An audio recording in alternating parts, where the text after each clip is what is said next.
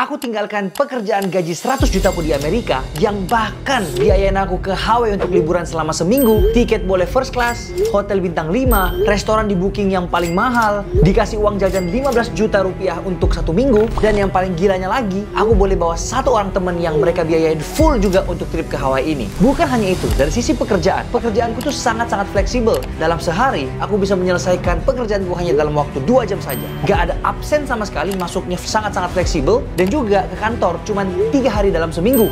Nah, tapi balik lagi ya, fleksibel di sini tuh bukan berarti pekerjaannya mudah, tapi aku tahu cara untuk mengatur waktuku dan bekerja secara efisien. Jadi, pekerjaannya bisa tetap kuselesaikan dengan hasil yang terbaik dengan waktu yang sangat efisien. Belum lagi ditambah dengan mereka ngasih aku asuransi kesehatan, tabungan dana pensiun, dan bahkan bonusnya sampai 20% dari gaji utamaku yang akan dibayarkan setiap tahunnya. Jadi kalian bisa bayangkan kan, gaji yang begitu besar 100 juta dengan benefit yang segitu banyaknya, ini pekerjaan adalah pekerjaan impian untuk banyak orang.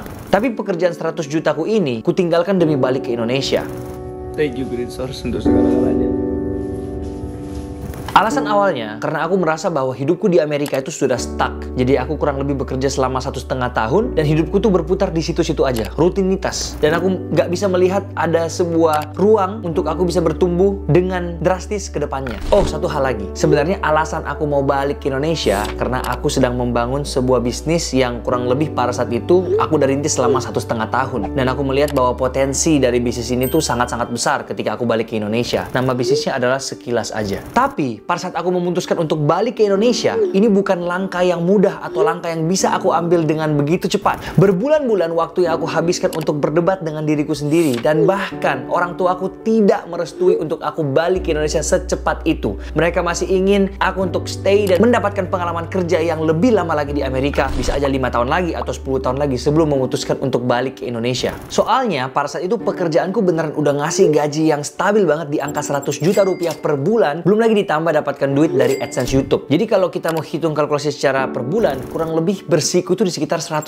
jutaan guys. Ini udah hidup yang enak banget. Nah, setelah aku memutuskan untuk balik ke Indonesia, yang terjadi adalah aku pengangguran. Kenapa bisa pengangguran? Karena ternyata bisnis yang aku udah rintis ini selama 1,5 tahun yang aku pikir punya potensi besar di Indonesia, harus aku hentikan dikarenakan market Indonesia yang belum siap menerima produk ini. Nah, tapi balik lagi ya, aku nggak tahu potensi kedepannya apakah Indonesia udah bisa menerima nggak produk ini. Ya bisa aja bisnis ini tetap aku lanjutin nanti ke depannya. Tapi untuk sekarang aku masih nggak tahu. Di momen aku memutuskan untuk memberhentikan bisnis ini, di momen yang sama, aku harus keluar dari manajemenku yang lama yang selama ini cariin aku endorse. Ini merupakan langkah yang sangat-sangat besar yang aku ambil karena di posisi itu, aku berpikir bahwa kayaknya aku udah harus start sendiri deh. Jadi pekerjaan udah nggak ada karena udah meninggalkan yang pekerjaan 100 juta itu. Bisnis Sekilas Aja nggak jalan, aku harus berhentikan. Dan aku keluar dari manajemenku tanpa tahu masa depannya ini gimana. Start dari bulan April dan beberapa bulan ke depan, akhirnya aku memutuskan untuk ajak Joy dan tinggal bareng di Jakarta bareng-bareng dengan aku sekarang. Dan akhirnya kita berdua setiap hari hanya brainstorm ide apa yang kita bisa buat bisnis. Ditambah lagi di momen itu aku fokus terhadap isi kontenku, fokus bagusin konten, pikirin gimana cara untuk ngehack algoritma, dan pastikan viewersku tuh harus stabil dan gede. Dan puji Tuhannya dari sana growth viewsku itu mulai perlahan-lahan naik dan akhirnya ada di titik yang sekarang. Selama berbulan-bulan itu di proses aku brainstorm cari ide tentang bisnis apa yang aku mau bangun, jujur aja aku sempat ingin nyerah, kayak apakah ini langkah yang tepat aku balik ke Indonesia? Ada rasa penyesalan yang timbul di hatiku. Sampai akhirnya setelah 5 bulan diskusi dengan Joy, brainstorming, dan ketemu dengan banyak orang-orang hebat, mentor-mentor yang lain, akhirnya ketemulah sebuah ide. Dan pelan-pelan impianku mulai terwujud. Salah satu impian yang paling aku pengen ketika aku balik ke Indonesia, udah jelas membantu negeri ini untuk bisa mencapai Indonesia Emas tahun 2045. Dan di dalam proses ini itu nggak mudah. Satu-satunya hal yang bisa aku bantu untuk membangun negeri ini yaitu menciptakan content creator seperti aku yang sukses dan bisa membuka banyak lapangan pekerjaan untuk banyak orang. Nah, kalau sudah sukses membuka banyak lapangan pekerjaan untuk banyak orang, otomatis dia punya bisnis, dia punya putaran uang yang jelas sehingga ada cash flow-nya, dan ini bisa mensupport ekonomi Indonesia terutama di ekonomi kreatif. Jadi, nama perusahaan yang aku bangun ini namanya Seafluencer. Di dalam Seafluencer ini sebenarnya banyak sektor lagi. Ada Seafluencer Agency, ada Seafluencer University, dan ada beberapa bidang lagi. Tapi aku mau fokuskan di sini adalah Seafluencer University-nya ini. Jadi ini adalah sebuah program yang kita bangun mirip dengan sistem perkuliahan, di mana nanti ada PR-nya, ada raportnya, ada pendaftarannya, dan benar-benar ini sistemnya live live coaching. Jadi bukan seperti kelas yang direkam sebelumnya dan ditaruh di sebuah website dan kalian harus nonton sendiri, belajar sendiri. Ini sistemnya kita live, jadi setiap minggu akan ada live coachingnya dan juga ada konsultasi one-on-one di mana kalian langsung bisa ngasih skrip kalian dan langsung tanyakan, kenapa kontenku nggak bisa viral? Dan itu yang nanti kita akan bedah satu persatu sampai akhirnya kalian bisa menembus 10.000 followers pertamamu dalam waktu 3 bulan. Tapi jujur aja program ini bukan untuk semua orang, karena ya dengan adanya sesi konsultasi one-on-one ini otomatis gak mungkin semuanya bisa kita bimbing. Dan untuk batch 1 itu udah full slot, ada 25 orang yang kita bimbing sekarang dan progresnya mereka luar biasa banget. Tapi untuk sekarang kita udah open registration buat kalian yang minat untuk join di batch kedua yang akan dibuka di Januari tahun 2024. Dan karena kita melihat antusias orang yang begitu banyak pengen join di program ini, maka aku memutuskan untuk membuka lebih banyak slot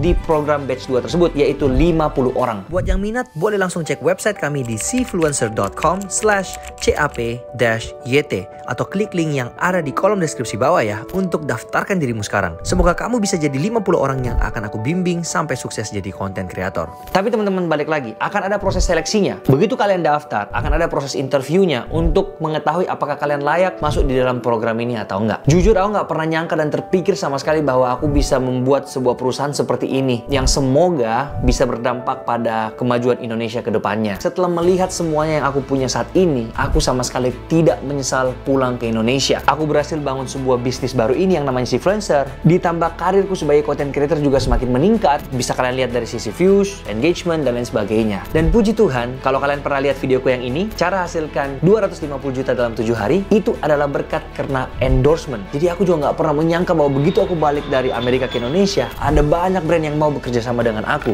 Dan sekarang pun, aku udah DP rumah dan udah mau mulai nyicil untuk beli rumah yang akan aku persiapkan untuk beberapa tahun ke depan buat aku nikah. Kesimpulannya adalah, ada 3 hal yang pengen aku sampaikan sebelum aku tutup video ini. Yang pertama adalah, kamu harus berani untuk keluar dari zona nyamanmu atau keluar dari comfort zone-mu. Karena ketika kamu terlalu nyaman di dalam comfort zone, maka kamu akan stop untuk belajar. Yang membuat ketika orang stop untuk belajar, itu artinya dia stop untuk grow. Aku pun sama. Ketika aku udah merasa ada di comfort zone di Amerika dan aku merasa ruangku untuk bertumbuh udah nggak ada, aku memutuskan untuk balik ke Indonesia yang dimana risikonya itu sangat-sangat besar. Gimana kalau aku di Indonesia gagal? Banyak banget negative thinking, overthinking yang muncul pada saat aku memutuskan untuk balik ke Indonesia. Tapi aku bisa untuk mengambil langkah ini karena aku bisa melihat pasti ada peluang di Indonesia yang bisa aku kerjakan untuk grow lebih banyak lagi. Nah, ditambah lagi, mungkin pada saat itu karena aku udah nggak punya segala-galanya, jadi ada the power of kepepet, dimana aku akhirnya mau nggak mau harus bekerja keras untuk mendapatkan sesuatu. Kalau enggak, aku bisa gagal dan hancur semua planku ke depannya. Yang kedua adalah carilah mentor atau boleh join di dalam sebuah komunitas yang dimana komunitas tersebut penuh dengan orang-orang yang levelnya jauh di atas kita. Tujuannya untuk apa? Untuk kita bisa belajar dari mereka, nanya saran dari mereka, dan jangan pernah berhenti untuk belajar. Nah, setelah kalian udah ngobrol dengan banyak orang, disitulah kalian harus untuk mengetahui apa itu sweet spot kalian. Jadi sweet spot itu adalah gabungan dari apa yang kalian suka, apa yang kalian jago, apakah ada marketnya atau enggak, dan apakah orang mau bayar kalian terhadap sesuatu itu. Nah, kalau kalian sudah menemukan sweet spot kalian, disitulah kalian bisa untuk mengerjakan sesuatu yang berhubungan sama sweet spot tersebut. Karena aku pengalaman 6 tahun di dunia content creator, makanya aku ciptakan sebuah universitas untuk content creator. Dan yang terakhir yang aku pengen sampaikan di sini, Indonesia adalah negara yang terbaik kalau menurutku pribadi. Dari sisi opportunity, dari sisi biaya hidup, dari sisi komunitas, dari sisi alam,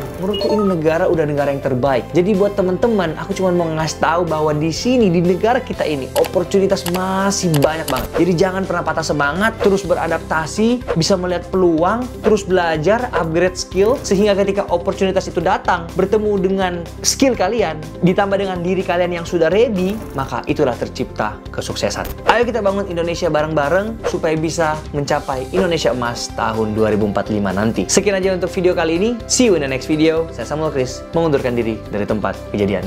Bye-bye.